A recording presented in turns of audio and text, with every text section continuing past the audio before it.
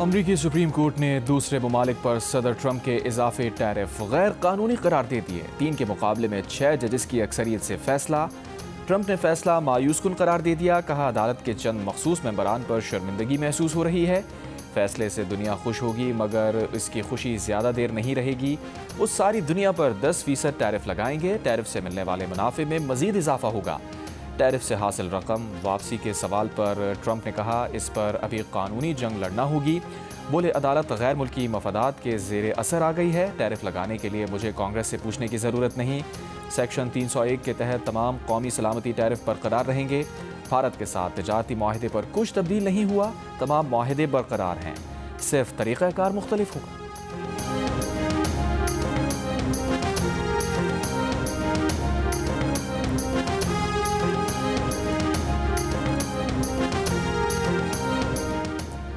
अमरीकी वज़ीर ख़ज़ाना Scott Bessent ने कहा है कि अब टैरिफ के लिए दीगर क़वानीन का सहारा लिया जाएगा और यूँ रवां साल के दौरान टैरिफ कमोबेश यही रहेंगे जो इस वक्त मौजूद हैं। उन्होंने कहा, अब टैरिफ के लिए सेक्शन 232 और सेक्शन 301 का सहारा लिया जाएगा, जिन्हें अदालतों में कई मरतबा चैलेंज किया गया, मगर अदालतों ने उन्हें दुरुस्त करार दिया।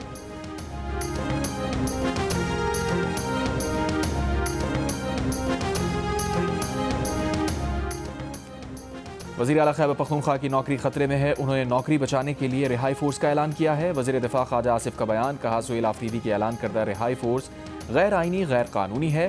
फोर्स बनाना विफाक के अलावा किसी का इस्तेहकाक नहीं। बानी PTI को बैरून मुल्क या बनी गाला मुंतकिल करने की किसी सतह पर कभी गुफ्तगू नहीं हुई। डील की बातें करके ये लोग अपनी दुकान खुली रखना चाहते हैं। अब इनकी प्रोडक्ट के पल्ले कुछ नहीं रह गया।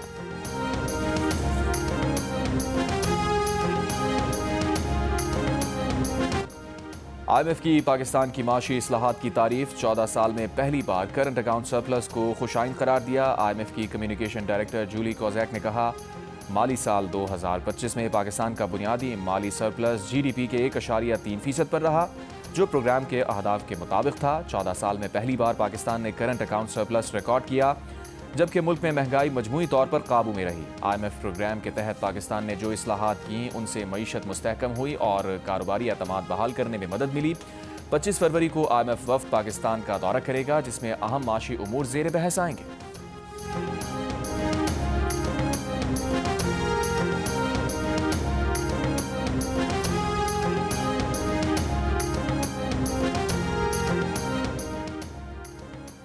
वज़ीर आज़म शहबाज शरीफ की अमरीकी वज़ीर ख़ारजा मार्को रूबियो से मुलाकात। पाक अमरीका स्ट्रेटेजिक ताल्लुकात मजबूत करने और दहशतगर्दी के खात्मे के लिए दो तरफ़ा ताउन मज़ीद बढ़ाने पर इत्तफ़ाक़।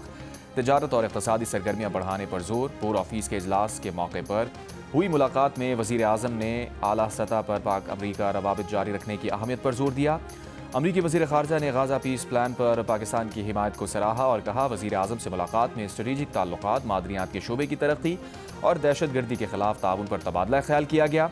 वज़ीर आज़म ने US international development finance corporation के CEO से भी मुलाकात की। DFC के $1 अरब के पोर्टफोलियो को सराहा। तवानाई, कानकनी, मादनियात समेत मुख्तलिफ शोबों में फाइनेंसिंग बढ़ाने पर जोर दिया।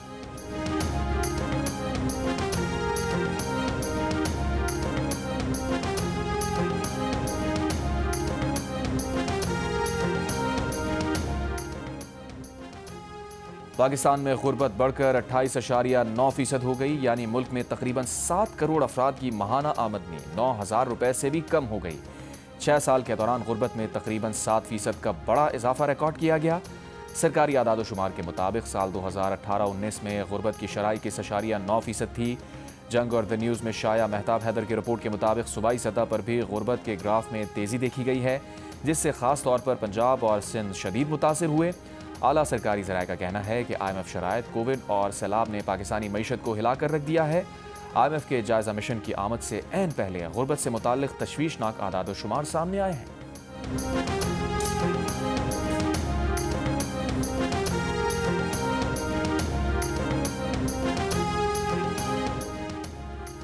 मुल्क में गुर्बत की बुनियादी वजह 2018 से 2022 तक की माशी बदहाली है। वफाकी वज़ीर एहसन इकबाल का कहना है, मुल्की बरामदात बढ़ाने की ज़रूरत है। वफाकी हुकूमत के तरक्याती बजट में गुज़श्ता 7 साल में इजाफा नहीं हुआ।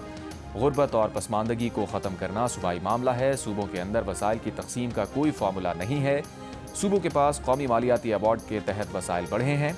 सूबों को कहा गया कि पसमानदा तरीन अजला की तरक्की के लिए इक़दाम करें।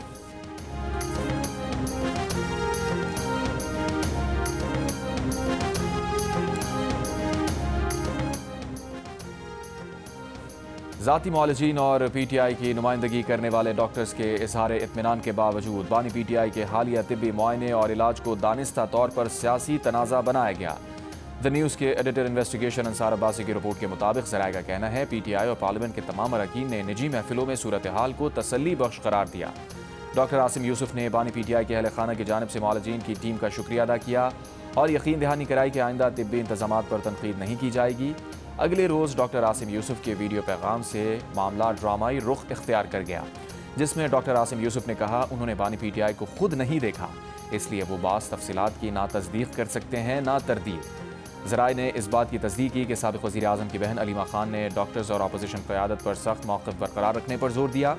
बाज़ रहनुमाओं ने तिब्बी नताज पर इत्मीनान का इजहार किया तो ये बात भी उन्हें नागवार गुजरी।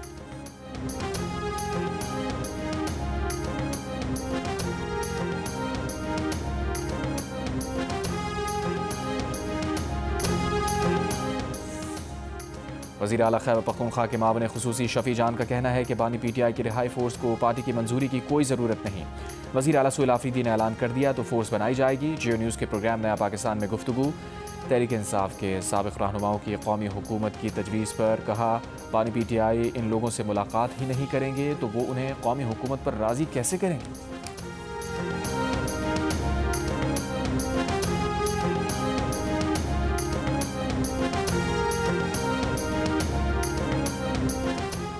PTI को ना कोई डील की ऑफर हुई ना डील का ऑप्शन टेबल पर मौजूद है। जियो न्यूज़ के प्रोग्राम जरगा में वज़ीर आज़म के मुशीर बराए सियासी उमूर राना सना ने डील की खबरों की तरदीद कर दी। कहा इमरान खान को ना हुकूमत और ना ही इस्टेब्लिशमेंट की तरफ से डील की ऑफर हुई और ना ऐसी कोई डील मौजूद है। बोले इमरान खान की सज़ाओं का फैसला अदालतों में होगा, जैसा माजी में नवाज शरीफ और जरदारी के मामले में हुआ।